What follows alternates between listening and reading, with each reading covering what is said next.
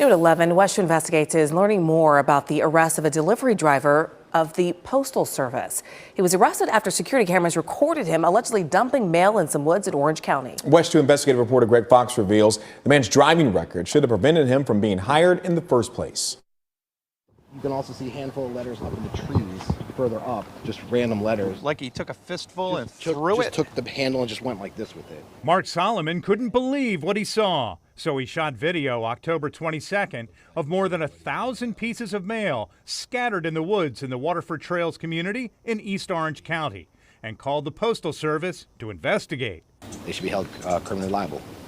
That's exactly what's happening to delivery driver Otis McCoy Jr. This is his Miami mugshot from a 2009 drug arrest. He's facing a federal indictment for stealing mail.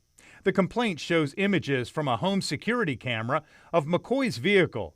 He works for a private contractor hired by the Postal Service to deliver your mail. According to the charging information, McCoy's employer noticed that he finished his delivery route earlier than usual that day. A check of the vehicle's GPS shows it was driven down this cul-de-sac on Lalique Lane. And a further check of surveillance cameras from this home right here shows that the mail was unloaded and then just dumped into the woods. The complaint also includes a photo of at least one undelivered mail ballot.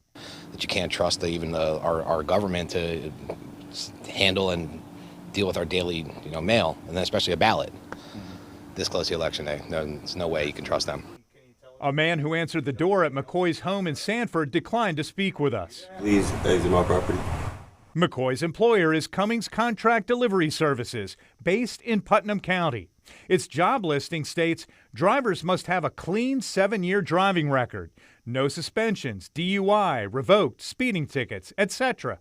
But West 2 Investigates checked his driving record, and it certainly is not clean, as we found nearly 24 violations in the last 2 years, including several counts of careless driving and running stoplights and stop signs, invalid registration, and no proof of insurance.